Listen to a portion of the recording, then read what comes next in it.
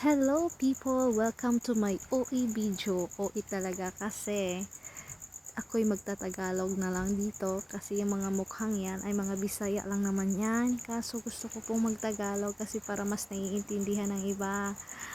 Kaya pasensyahan nyo na ang aking voice over. Ayan guys, yan ang aming island, Chico Island. Tapos pupunta kami doon sa aming tinatawag na Ginlobgan Island na napakaganda lang naman na tinatawag din namin Little Boracay. Ayan, nagpapakyut na yung iba dyan. Ang ganda-ganda ng aking pamangkin, diba? Ayan, nila abang ina-enjoy namin ng weather.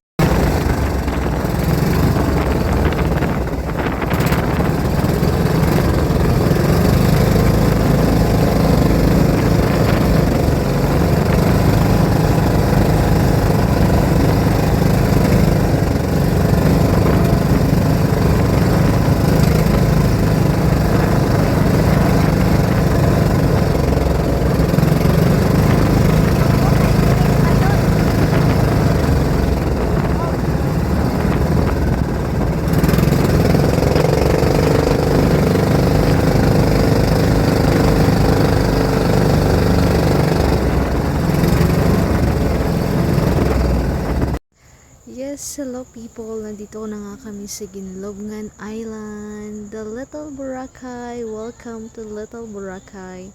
Meron kami naabutan na naliligo. Nag-stop over din sila sa maliit na isla. Galing I think sila sa Cobre Island, and then they have a church I think or something.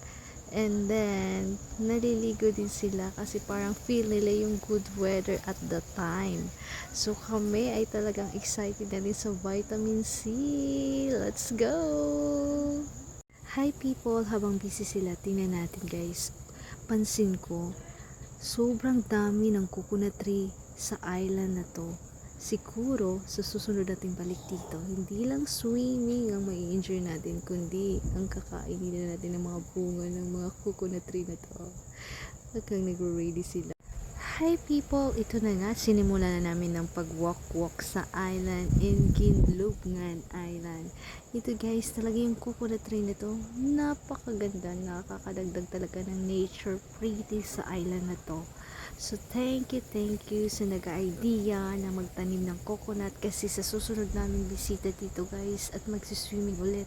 Hindi lang swimming talagang may enjoy namin, kundi magdadala na lang kami ng gatas para makakuha kami ng mga bunga ng mga coconut tree na yan.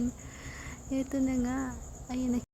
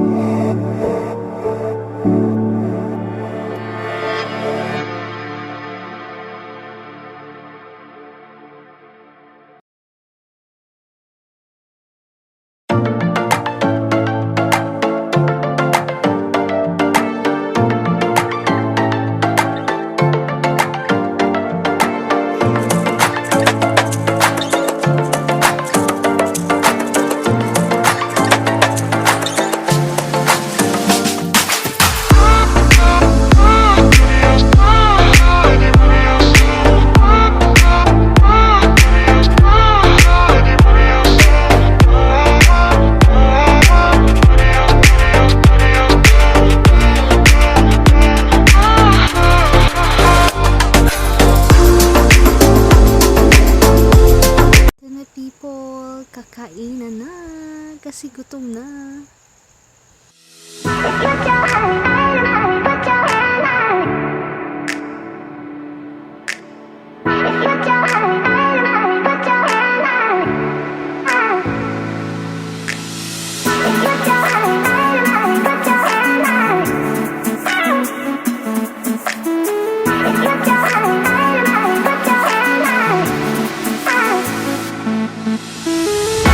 Hello people, ito na nga, pauwi na kami pero ito pa rin yung kaganapan sa amin. Ako, napaka-overload happiness talaga after namin magtapos mag-swimming sa Little Boracay na tinatawag namin Gidloogan Island. Thank you, bye-bye Gidloogan Island. See you again. Thank you for watching my video. And I hope na nai-enjoy nyo ang magandang tanawin ng aming Little Boracay na tinatawag namin Gidloogan Island.